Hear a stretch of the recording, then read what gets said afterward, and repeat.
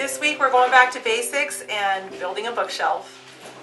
We're the White family. We live in rural Alaska, and for us, it's DIY all day, every day.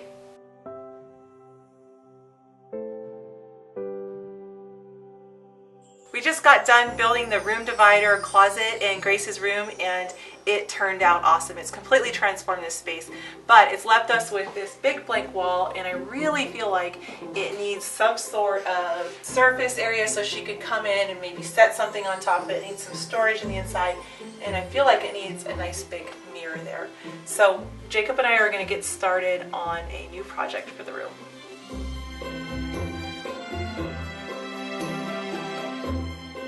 So we're going to build a carcass, and you can use plywood or 1x12s, and then we'll add a face frame and a support on the back, and then a top, and I'll finish it out with some baseboard trim on the bottom and a 1/4 inch plywood back. There's a lot of different ways to put the bookshelf together. You can use nails, you can use self-tapping screws. My preferred way is with a Craig jig and pocket holes because everything's hidden and it's really easy to fasten things together.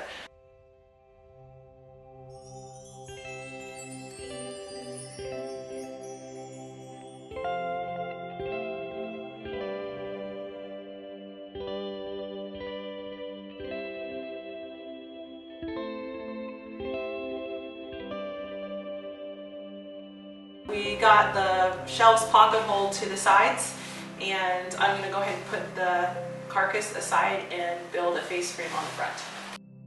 I make face frames out of 1x2s, and we had these left over from, I pre-painted them from a different project, and they're already white, so I'm just going to go ahead and use those. We ripped them into 1.5 inch width, and I'm going to cut them up on my miter saw and build a face frame.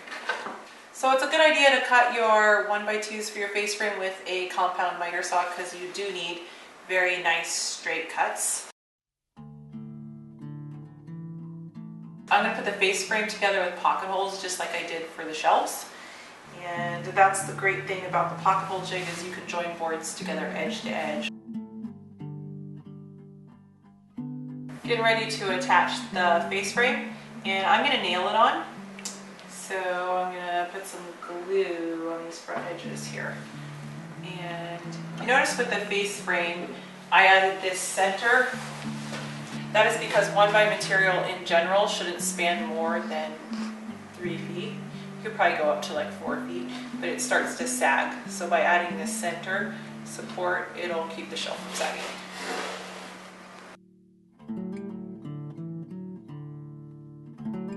So I'm just using a brad nailer, and you can use a pneumatic one as well. This is a cordless one.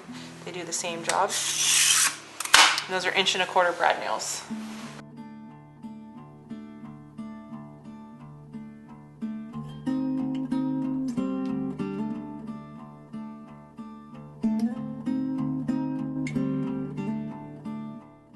So this board will help add some strength to the top when I put it on, and we're also going to put a back on it, which will add a lot of strength and make sure the top doesn't sag. I'm going to get started working on the top.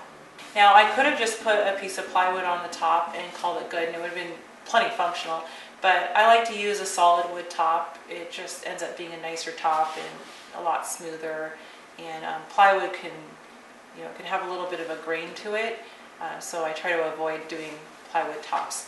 So what I'm going to use is 1x material, and you can usually buy like a project panel at your local big box hardware store that you can use for a top, but I don't live anywhere near a big box store, so I have 1x8s here, and I'm going to rip them down in size so that it makes the perfect size top, and pocket hole the seam together and then attach that to the top.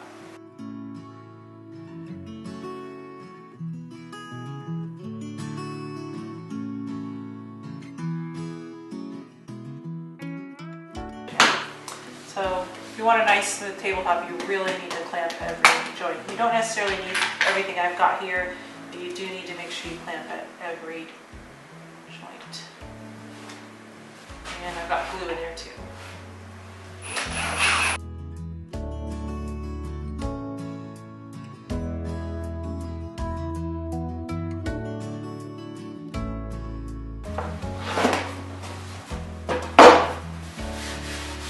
super good. I'm gonna put it on top. This is just marking the overhangs with the nail. I'm painting, so I'm not worried about the pencil marks.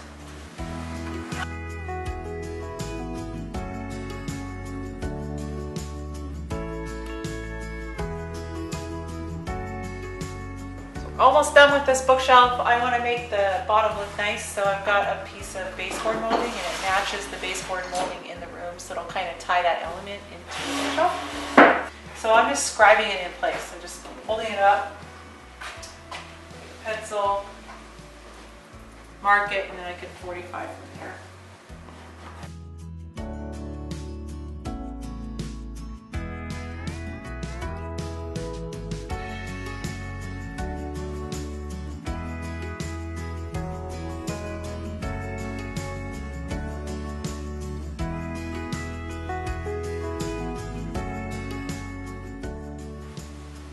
Perfect.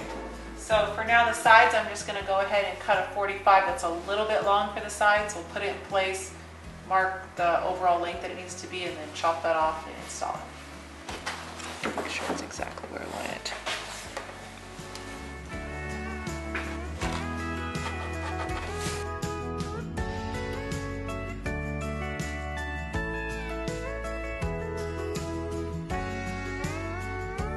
I also want to nail the back to the shelf. It'll add a lot of strength to that shelf. So what I did is I made a pencil line at the middle of that shelf, and I did that on both sides before I put the back on. And now I can just line a straight edge up with it, run a pencil down it, and I know where to nail.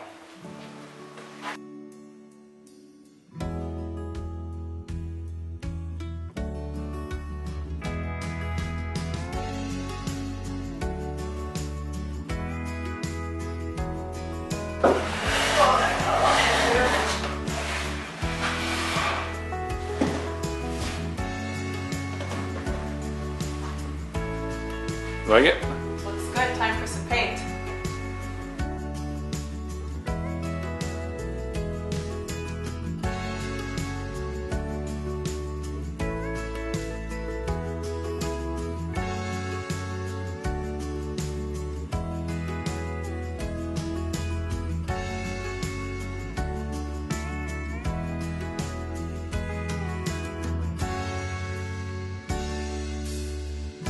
All right, our bookshelf is all done and in place, and it is absolutely perfect in the room. We used the same base molding as the rest of the room to kind of tie that element in, and I chose a 32-inch height, so it's kind of like a bathroom vanity height, so she can, what I'm envisioning is she'll have bins with like her hair brushes. She'll be able to pull that bin out, put it on top, work on her hair, and then put it back. I think it's really perfect in this space. I can't wait to help Grace fill it up with all of her things and get it all organized and to help her learn how to keep her room nice and neat. So we're going to link the project plans in the description below so that you can build this project too. It took about a half sheet of plywood, one 1x8, some 1x2s, and some base molding to achieve this project. Since we already had the plywood on hand, we're only into it about $40, but if you're to buy all new, you're probably into it about $80. So it was a great project, and I think it's so much better than anything that you could just buy in the store, and it's going to hold up and last for a very long time. So we're very pleased with it. Thank you so much for watching this week, and we'll see you next Monday.